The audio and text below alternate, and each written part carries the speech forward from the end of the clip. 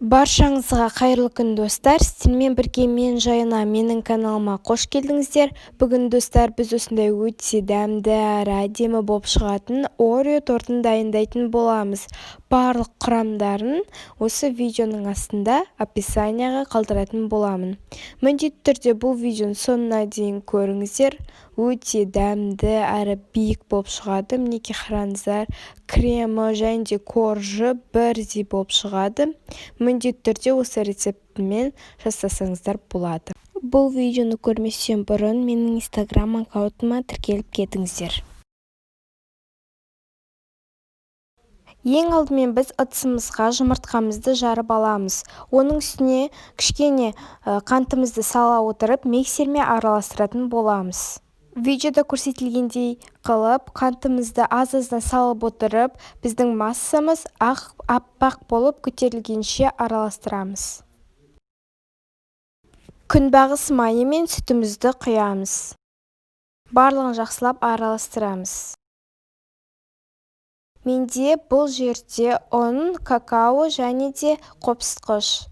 Осыларды аз-аздан сала отырып миксерлейміз. Мінекей бізде осындай қоңыр масса шығу керек. Егер де сіздерде бұл массаның бетінде осындай пузырик, яғни көпіршіктер шығатын болса, онда ол жақсы жасалған масса болып есептеледі. Және де мен осындай ыдысқа құйып аламын. Менің табанымның диаметрі 24 сантиметр. 180 градуста 20-25 минуттай пісіріп аламыз.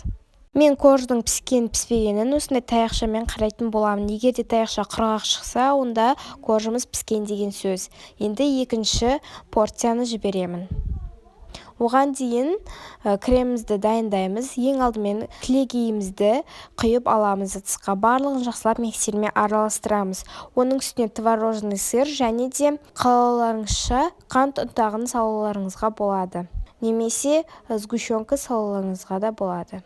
Бізде осындай өзінің формасын жақсы ұстайтын кілегей шығуы керек. Егер де сіздер 33% кілегейді қолданатын болсаңыздар, онда сіздердің кремдеріңіз өте керемет болып шығады. Енді біз Орео печеньесінің қабығын ашып, осындай видеода көрсетілгендей етіп, кубиктап турайтын боламыз.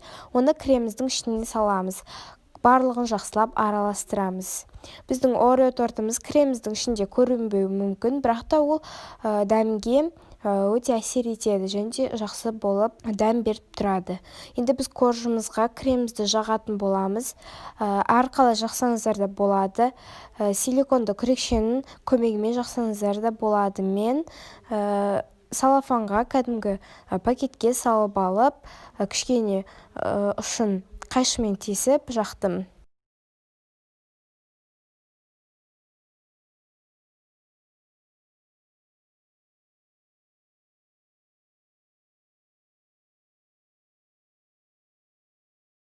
Және де егер де сіздерде осындай видеода көрсетілгендей торттың бетін түзейтін құрал жоқ болса, онда кәдімгідей осы силиконовый лопаткамен немесе күрекпен әсемдесеңіздер болады.